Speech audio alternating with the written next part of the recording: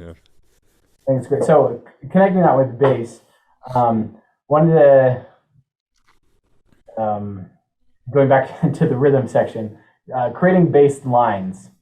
Um, you had, I mean, there was just a short paragraph on it. Um, Yeah. is that kind of the standard way to create a baseline? Looking half step into the next one and then just kind of filling it in. Yeah. Are there other For, philosophies on how to put for that together? Or for a bebop type bass line or a straight ahead jazz kind of bass line, that's kind of the way it's thought of. The bass lines of different things do different things. I mean, if you're going boom, boom, boom, boom, boom, boom, root okay, fifth, okay, root fifth, root fifth. I mean, yeah, that happens in certain kinds of music. That's not going to happen in a jazz thing where you need to walk a bass line, you know. So right, if you're working on a walking line, and a lot of times in some charts they'll write out a walking line for the kids. mhm, Sometimes it's okay, sometimes it's kind of a lizard line, but other times they're just writing chord symbols, and the bass player has to make up their own line. So yeah, they have to have some idea about that.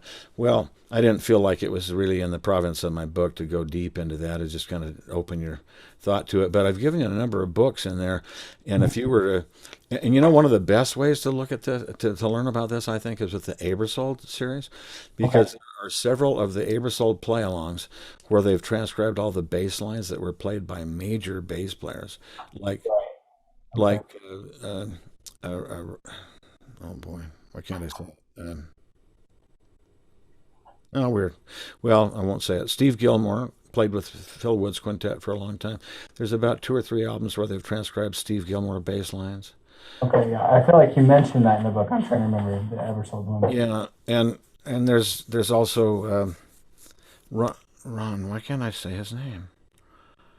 Uh, Ron that's Carter. weird. Ron Carter. There we go. Yeah, Ron Carter. There's a couple of things with his bass lines. I mean, what's so cool is you can actually go in there. You could have the play along, and then you could hear him play those bass lines. And then Mhm. with the balance, you can actually tune the bass out, and Right. you can actually play those written lines with the drums and the piano without competition. You can play along with him, and then you can tune him out and play with just with the bass and the drums. And Yeah. there's Yeah. so many ways to learn these things now that are so much better than what when I was growing up. Yeah. Cool.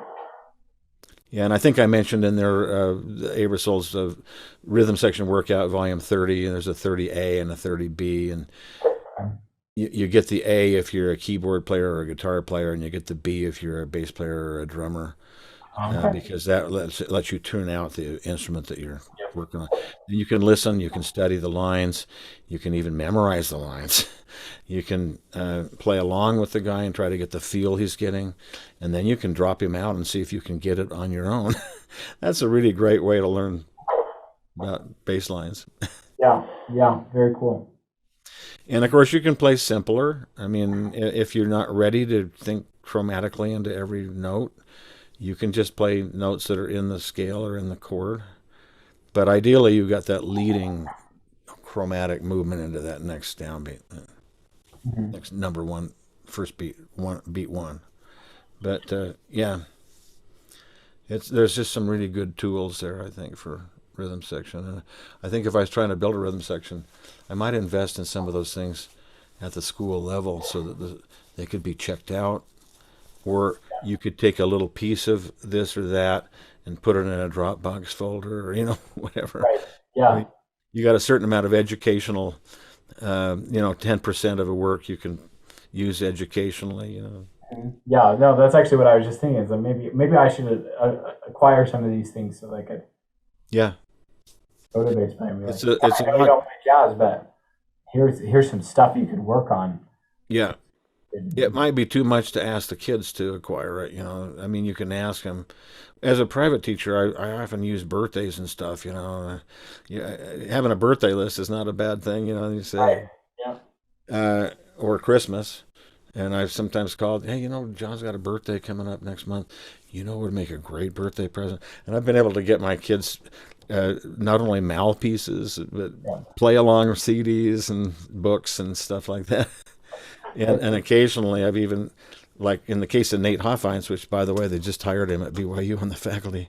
But when Nate was in high school, he studied with me. He studied with me from the 8th grade on, actually.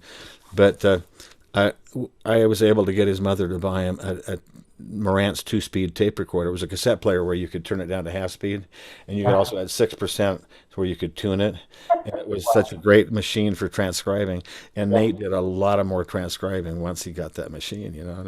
That's an expensive gift, but his dad was a doctor. So You knew they could handle it, right? I didn't feel bad about it. Yeah.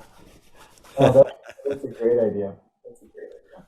But yeah, so sometimes you can get them to get their own stuff, and maybe after a while. But first, maybe you're supplying some of the stuff, and it helps them get started and understand that, hey, this would be great. And you can say, you know what would make a great Christmas present? And you could do this with your whole group. Hey, here's a list of some things that would be really great for Christmas presents this year.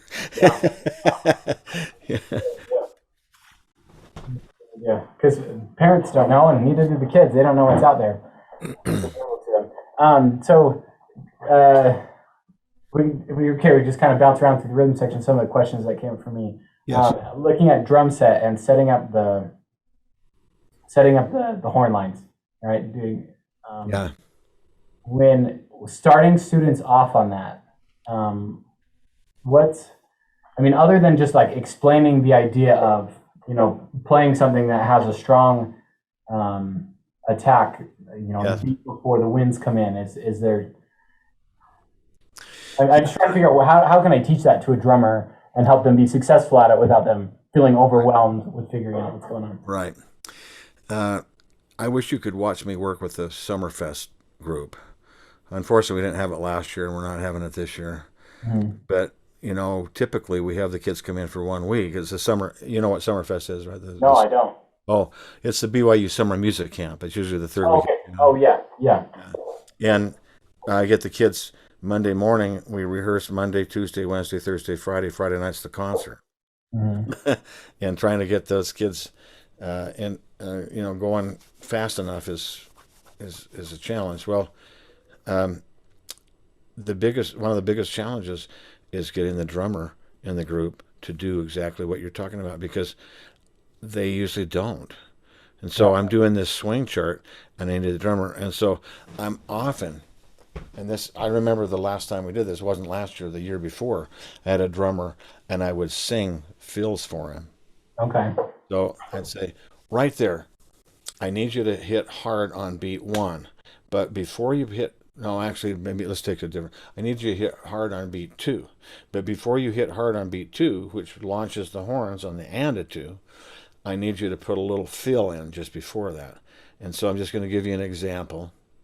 And then I'll just sing like, or something simpler, or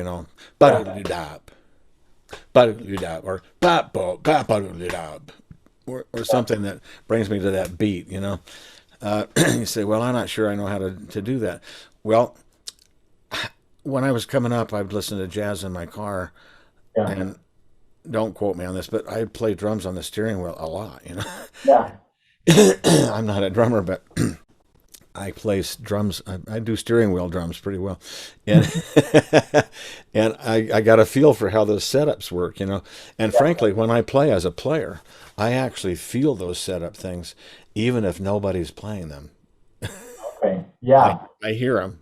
I feel them, and I'm setting myself up a lot of cases, which makes it a lot more rhythmic, just as a solo, just playing by myself. But if you were to do some of that and listen to the drum setup and then play along a little bit with the drummer just on the desk or whatever, and just kind of get a feel for, I see how he's doing that. Because it's really kind of 3 things. It's kind of, I think I said this in the book, but he kind of does a little bit of a feel into that note that we need to hit hard. That's the setup note. And then he needs to also accentuate the band figure with it. Yeah. So it's like, so he's trying to get the bang, the band's here. He's trying to get that too. Right. Now, maybe it's too much. And I say, okay, listen, don't worry about getting the band right now. I just need that big beat that brings the band in. In fact, let's practice this for a minute with no setup and no hit, no accents with the band, just the hit. So it's like, here it comes, 2, bap, right on beat 2. Let's do it again. 3, 4, 1, 2, bap. Okay, good. Now do that another time. All right, that's what we got to hit. Now let's do a little fill into that. Very often the fill's a triplet or a pickup to a triplet. Or spot, or something that brings a zap. It could be 4 notes, but it's usually 3 in a swing thing. And it could 2. And then later, maybe we go spot, Yeah,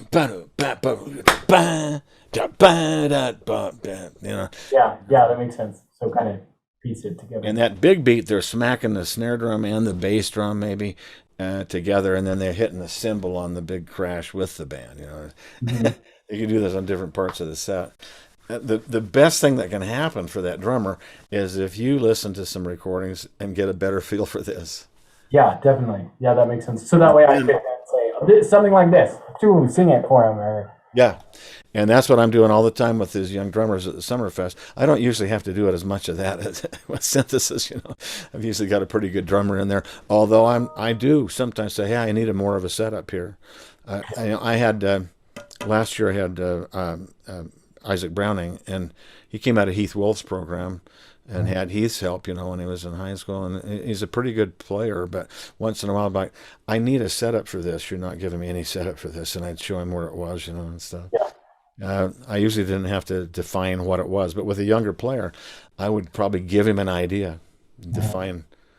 I want you just to go bop, bop, bop, bop, bop, whatever. Give him an actual rhythm. Take your pencil and write that rhythm, like on the G space above the treble staff. It'd be like right just above the top line of the staff. Just write that rhythm. Now, I want to be sure when you get there that you play that rhythm. Okay, can we try it? Cool. That makes sense. So, and then when I get a new chart, I'm looking at the score. How do I identify the places where I need to make sure that happens?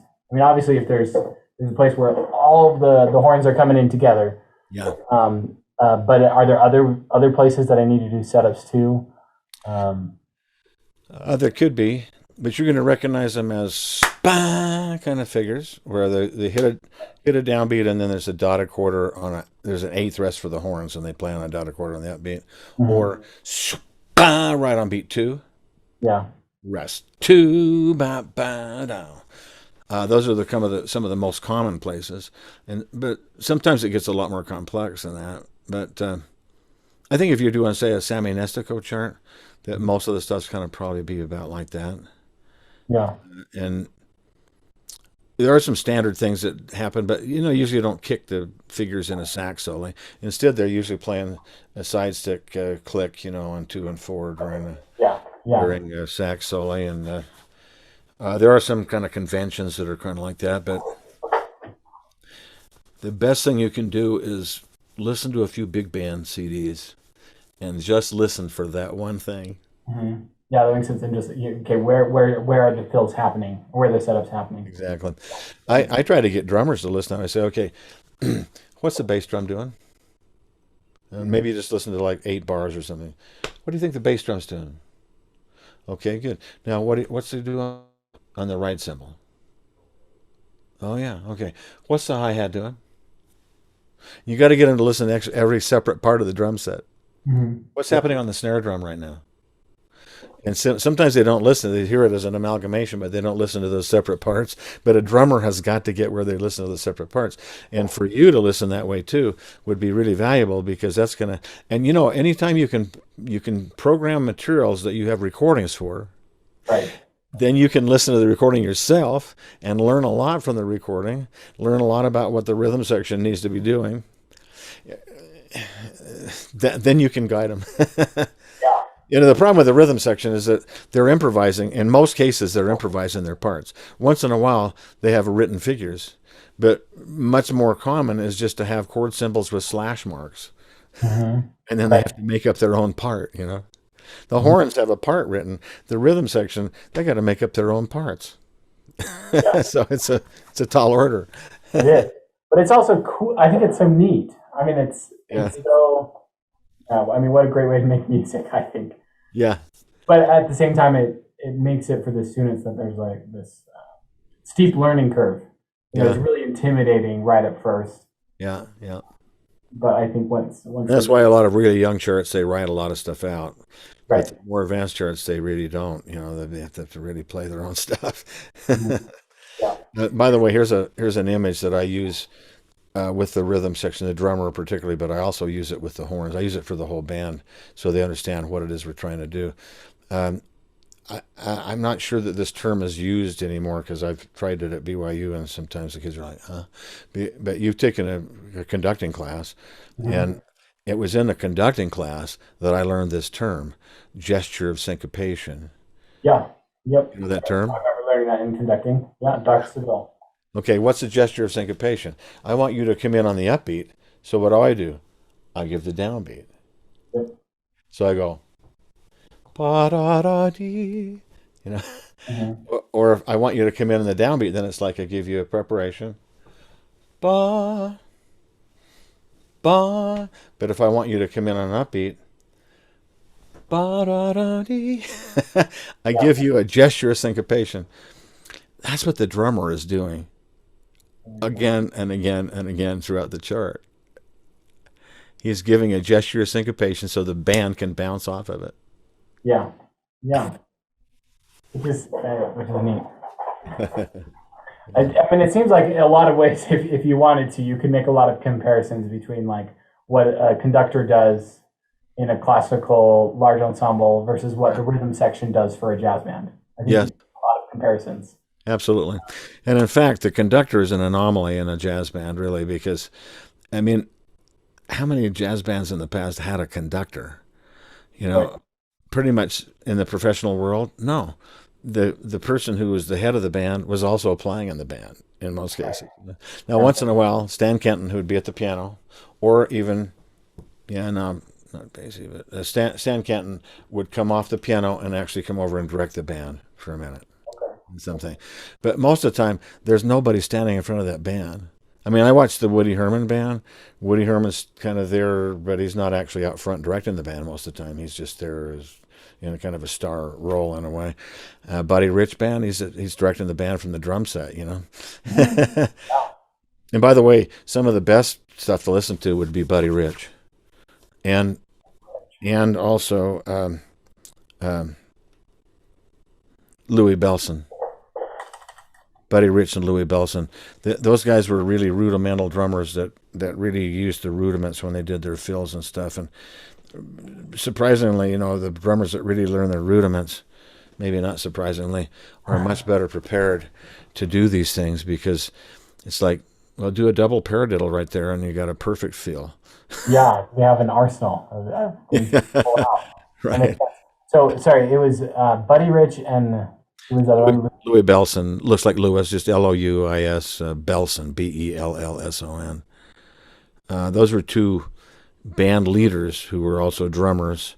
So Okay. the drums tend to be prominent, featured quite a bit. You'd hear a lot of stuff right away that's usable. Uh, but all the Count Basie drummers were great too. I mean, Joe Jones and there's listen to the Basie band and listen what the drummer does in the Basie band would be great to do. And Okay. Bernie Dressel with the Gordon Goodwin Big Fat Band. There's some great setups and great playing that'd be cool to hear. Um,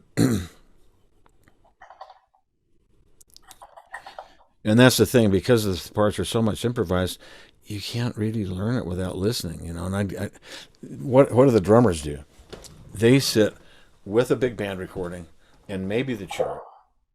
Maybe not, but maybe they got the chart and they've got headphones on so they can Yeah. hear themselves, and they're playing along with that, and they hear that setup and that crash, and they work with it until they can do it. Mhm. And that's what you got to get them doing that too, so that they Yeah. become more self sufficient. That makes sense. In fact, from our talks before, I've got really excited. I want this next year. I want to try, at least with some of our charts, give all of my students a recording and put them in a practice room and Yeah. have them ear out as much of it as they can before they get to see any of the written parts. And Yeah. I think what a fun way to like introduce the piece. Yes. I think it would be really, really, really neat, and they would, That's great. yeah, they'd learn a lot. I think. We've actually had some of our combos at BYU do that. They learn the tune together off of a recording. Yeah. It's really good for them. Cool. Yeah.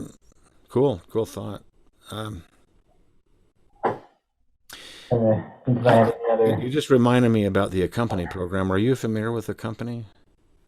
Yes, I am. And I even have a couple years ago. I had the app and I did one tune, but then the next years I've been struggling with having enough instrumentation Ah, to play a lot of those charts that are available. I see. And so, like, I mean, this past year I was trying to find flexible instrumentation charts. Yeah. I didn't have any full sections. Oh, right. And so I haven't been able to use that, but I You know hope what to. else? You know what else you might consider if you can't get full instrumentation is there's a phenomenon that we call the little big band or the small big band. Full big band, of course, you've got 4 trumpets, 4 trombones at least, and 5 saxophones, rhythm Right. section. The little big band, it still has the same rhythm section, but it has 2 trumpets, 1 trombone, and 3 saxophones, alto, tenor, and bari. And there's a lot of charts for that instrumentation. Okay. And there's a lot of charts that are written so that you can play them with it. They're written for 18-piece full big band, but they're also written deliberately so that you can play them with lesser instrumentation. Yeah. Cool. And you might could research that just a little bit because I have a whole book. For example, Gary Madsen did this book that's that instrumentation. We work it every now and then. We were playing for the Traditions Ball at BYU every year, ever since they started it, except for they didn't hold it last year, but hopefully they'll hold it this coming year. But it's well, they didn't hold it they didn't have it the last 2 years because of the pandemic. But we played over at the Wilkes. I mean, we played over at the Hinckley building, and we do it with that 10-piece band. Cool. It's half the size, and you could even take that instrumentation and double a part if you needed to or something. But Yeah. Yeah. Definitely. yeah, if you're really struggling, that's a possibility. The Accompany program, apparently you know about, a great way to have the kids learn though, because they can actually solo the person that they're playing their part. Right, and there's a video of them, right? And I don't know about or that. is that no? It was something else. That The was Tootie program had that, but that's gone away. Unfortunately, it's gone away. yeah, but even just the ability to solo their part or pull it out and play with everyone else, and Yeah, I think would be really really or neat. just play with the section, Yeah. and stuff like that. And for your drummer setups and any of the instruments, but for the drummer, you say, okay, listen to how the drummer sets this up. Let's just solo the lead trumpet and the drummer, and let's see how this really works between the. Cool. Yeah. Yeah. Really cool. You may not be able. You have to be set up to solo stuff the right way. They usually give it to the kids depending on what section they play in. But you could ask for that for the rhythm section. I need it so they can hear the brass and the rhythm section. Yeah. Yeah. Learn how to work with the figure. That's another way to work. But yes, it's not a precise science. It takes a lot of work to get the kids into the concept, so they start doing. Yeah. Cool. Good. Trying to think if I had any other questions. In the past I've had some percussionists who've been really interested in doing vibraphone with the jazz band. Do you know any great resources for learning There are vibraphone? actually quite a few charts that have vibes parts on them. At least the charts that I'm passing out a lot of times have a vibes part. But what you can do with the vibes, let's say you don't have a vibes part, but you want to involve a vibes player. First of all, they can comp. If they can do 4 mallets and they can comp, they can actually take a turn comping. You don't want to really you got piano and guitar already comping, and then you throw a vibes player in. Now you got three people cluttering things up. Right. Yeah. You don't want three people playing comping all at once. Yeah. And so, but he could take a turn in the comping spectrum. But it's also very common for the vibes player to double the lead trumpet line, double the lead saxophone line, to get involved with actual lines. And then, of course, they could get involved with soloing too. You could have some vibe solos. That comping thing, I think you probably read about my thoughts on that, but you don't want to have two active compers at the same time, and Right. three is even worse. Yeah. That And I've seen, I think I can't remember if I put it in the book or not, but I judged one band where they had two guitar players, and I think they had two keyboard players and vibes player. yeah. Everybody going at it full bore is like, Yeah. That's just kind of no. a mess. Yeah. So I think it's possible. I mean, in a professional setting, a lot of times the guitar player just doesn't play if the piano player is playing, or vice versa. And I saw that happen, like Michael Brecker's group. I think, yeah, it was a quintet. He had Mike Stern on guitar and Joey Calderoso on piano, and they just never played at the same time as each other. They had, Yeah. all right, you play this tune, I'll play that tune. You play this, you play for the head, I'll play for the solo. They divided it out, and they didn't play at the same time. Right. Most of the time in school, I think that's pretty hard to pull off. I mean, that's a discipline problem waiting to happen. Yeah. And so I think that this is also a valid thing to do professionally, but I think it's a good way to work in school is to have an active comper and a passive comper. Yeah. And the active comper can be rhythmically active and harmonically active, where the passive comper can't do either one of those. But he plays very passively in terms of harmony and rhythm. But then they reverse roles. Yeah. For different segments. Yeah, at different times. And I gave quite a few different ideas actually in chapter 17, I think it is. But Yeah. Yeah. I felt like there was a lot of good ideas, and so you would. I mean, you just apply that same idea if you had a vibes player. Yep, yep, I could see yep. in some ways it might be more realistic that I end up with a piano and a vibe player as opposed to a piano and guitar player. But I know there's guitar players around here. I think it's going back to recruiting a bass. I just got to find the right way to talk to the right kind of people, and Yeah. they're out there. Oh So, yeah, they're definitely out there. at my high school, we have a great guitar program. Oh, I have really? a guitar teacher who he teaches guitar 1, 2, and 3. Um, What you're saying at the high school you went to? no, my high school here. This one here. Wow. Yeah, Oh, originally. well, then you got an easy way to find some guitar players, sounds like. Yeah, and I talk in the classes. It's just nothing's come of it yet. So I think I keep approaching it in the wrong way or something. But Uh, and he Zach Putnam, he's very supportive of the jazz, and he plays jazz, and yeah. he plays with the Army band here in Utah. Oh, huh. What's his name? Zach Putnam, Oh, that's not mine. his brother Tyler Putnam. They both studied here at USU with Mike Christiansen. So Oh, okay. Yeah. Um,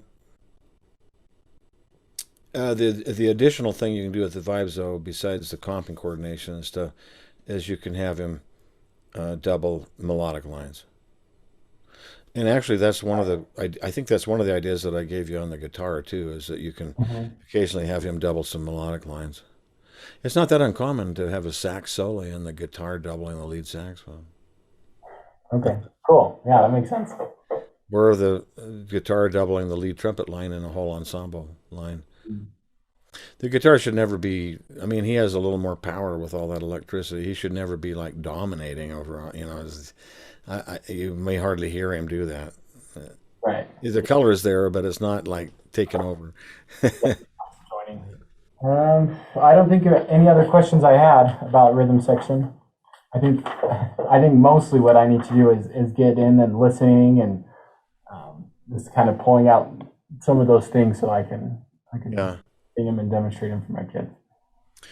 Yeah, and unfortunately, you've really not had the opportunity to play in a group with a rhythm section where you could kind of experience it like right around you. So, Yeah, not much, but But you can do that on recording. Yeah. Yep. And that's what I'll do. That's what I'll do. Yeah, you have to kind of have that experience, I think. I mean, I don't know how you tell a rhythm section anything to do if you haven't listened and experienced and scrutinized and felt and Right. yeah. But that's a I think the first day I think we talked about this, but there's four things that I recommend that I'm talking about in the book to build a superior jazz ensemble. And if your rhythm section is missing, you can have the other things working really well, and it's still just not happening. Mhm. Right.